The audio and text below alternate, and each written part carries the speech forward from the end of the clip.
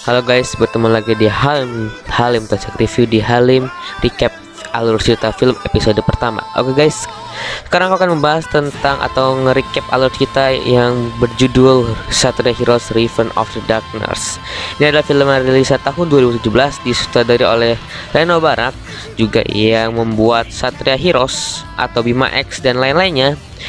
Dan di sini film ini kan juga akan tayang juga di Netflix bukan bulan September, tanggal berapa gitu lupa. Jadi aku akan bahas recapnya aja, recap alur cerita. Jadi kalau kalian gak mau spoiler, jadi ya tinggalkan video ini. Kalau misalnya kalian udah mau dengan spoiler, ya enjoy ya. Oke, kita langsung aja masuk ke videonya. Let's go. Night time.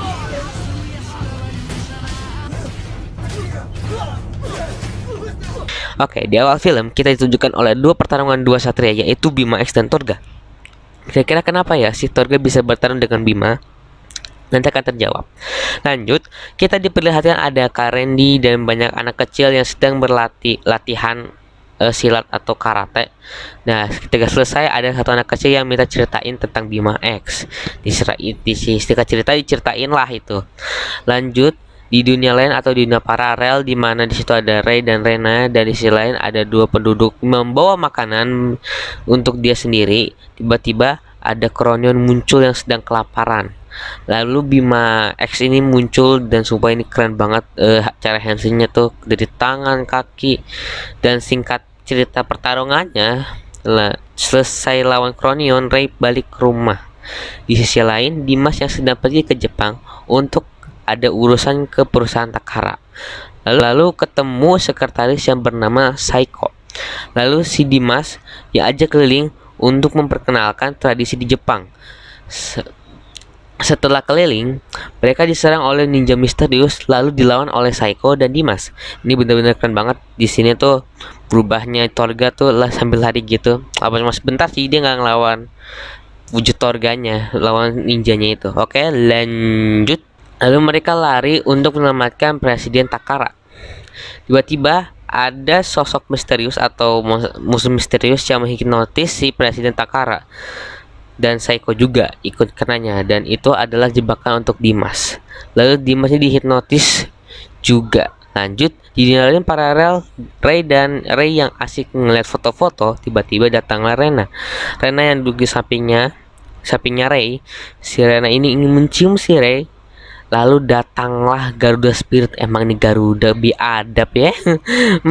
Bisa-bisanya yang memberitahu ada masalah dengan si Dimas. Nah, pergilah si Ray untuk membantu si Dimas di Jepang. Tentunya di Jepang. Ketika si Ray tiba, datanglah Dimas yang dirasuki oleh aura jahat yang ingin membasmi Bima X. Akhirnya singkat pertarungan nih, akhirnya si Dimas melawan aura jahatnya itu. Lalu si Dimas pingsan. Lalu datanglah sosok misterius yang bernama Mamon. Mamon ini adalah datang ke Jepang. Selain menjebak Dimas, dia juga punya tujuan lain, untuk menghancurkan dunia. Untuk bab ini cukup itu ya, cukup gimana ya. Oke lah, lanjut kita ke bab berikutnya.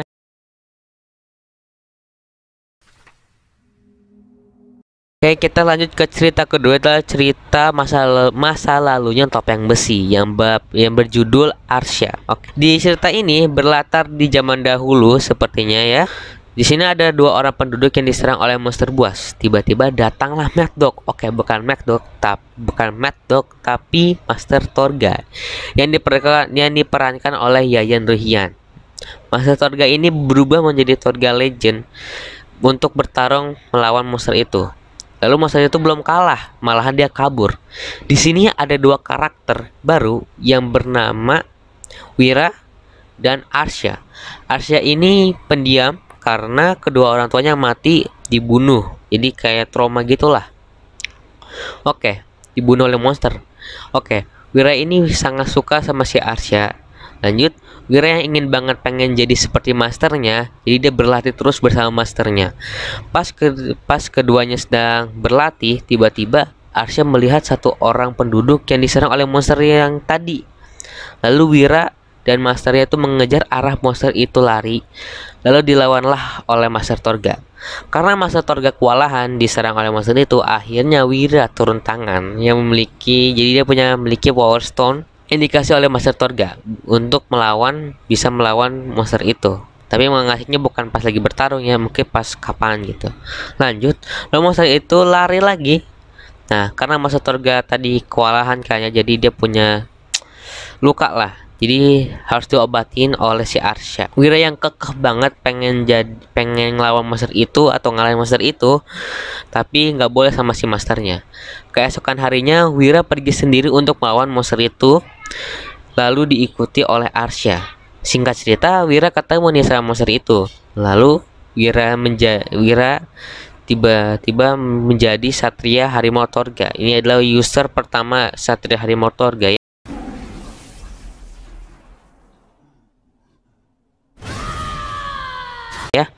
Singkat cerita, monster itu kalah dilawan oleh Wira yang cukup senang. Si Wira ini cukup senang karena dia bisa ngalahin monster itu sendiri. Berhasil. Akhirnya aku berhasil. Akhirnya aku menjadi Torga. Oke, tetapi serangan yang tadi itu menghancurkan dinding batu. Jadi ada dinding batu gitu dan mengenai si Arsha. Lalu si Arsha pun meninggal. Wira yang sedang sedih dengan kematiannya si Arsha. Lalu datanglah Master Torga, masternya ya, Master Torga. Singkat cerita, Wira menghilang. Wira pun nggak tahu arahnya, tujuannya dia ngembarang ngapain ya. Lalu Wira ingin melawan Bima Legend ya. Bima Legend, pertarungan yang cukup hebat sampai pertarungan satria itu selama 10 tahun. Wira pun kalah dan dibawa ke penjara antar dimensi sama si Bima Legend dan diambil Power Stone-nya. Lalu datanglah Rexor. Nah, dan Wira ini diubah menjadi topeng besi. Lalu Mamon memberikan kesempatan untuk melawan Satria lagi untuk 1 kali lagi. Jadi di sini udah terjawab semua ya, si topeng besi itu ternyata Wira. Oke, kita masuk ke cerita terakhir, itu adalah cerita Raven of the Darkness. Ketika lagi asik di rumah, tiba-tiba datanglah Rena yang mengasih tahu ada hal yang akan terjadi. Tiba-tiba langit di Jakarta ada sebuah portal hitam gitu, bola hitam gitu, yang di dalamnya isinya tuh Tokyo. Jadi kayak antar dimensi lah. Nah, lalu Mamon mensummon topeng besi yang berubah menjadi Osiris untuk melawan para satria. Lalu isi kota kacau. Singkat cerita, Ray dan Dimas melawan Osiris. Si Osiris itu, tapi mereka berdua tidak bisa. Lalu Osiris menyerang Jakarta dengan meteor kecilnya itu, kecil-kecilan lah, nggak meteor gede banget. Lalu ditahan dengan jurusnya magnetik dan ice formnya Torga sama Bima X. Tetap aja nggak bisa. Lalu ketika Rena dan Ino mau kena runtuhan gedung, lalu runtuhan gedung itu hancurkan oleh satu satria, yaitu Azazel. Lanjut, akhirnya Azazel menyusul Bima dan Torga di medan pertarungan, dan akhirnya mereka bertiga bertarung bersama. Sumpah ini scene-nya keren banget, angle kamera tuh bener-bener bagus lah ya, bagus banget. Kalau bagus lah angle kameranya tuh ikutan jalan gitu terkadang ya. Oke, kita lanjut, tapi tetap saja nggak bisa melawan Osiris. Lalu Osiris menyatu dengan bola hitam untuk itu dan ingin menyedot isi kota. Lalu Torga dan Azazel mentransfer kekuatannya ke Bima dan menjadi Ultimate Dark Mode. Lalu Azazel dan Torga ikut terbang bersama Bima dan memberikan perlawanan. Alhasil 3 kesatria ini kehabisan kekuatan atau kehabisan tenaga, dan Osiris ini masih bertahan. Lalu Osiris ini mengingat kejadian yang bersama si Arsha, dan Bima atau si Ray ini memasuki alam bawah sadarnya dan dikasih kekuatan sama naga spirit. Ini yang punya naga spirit itu punya si Satria Nagakai.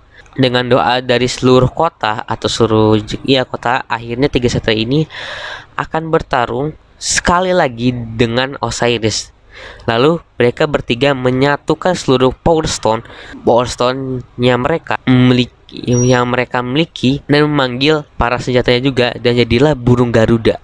Lalu tiga kesatria ini pergi keluar angkasa, terus balik lagi ke bumi dan mendorong si Osiris ke bawah sampai Jakarta. Dan bola hitam itu menjadi partikel-partikel kecil. Dan tiga kesatria ini melawan Osiris satu persatu dan memakai finisher masing-masing lah.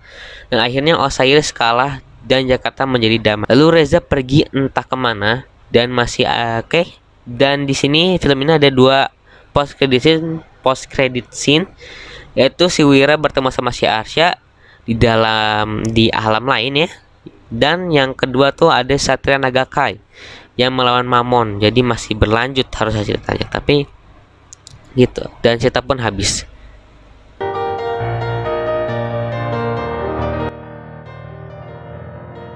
Jadi itu recapan alur cerita Satria Heroes Riven of the Darkness.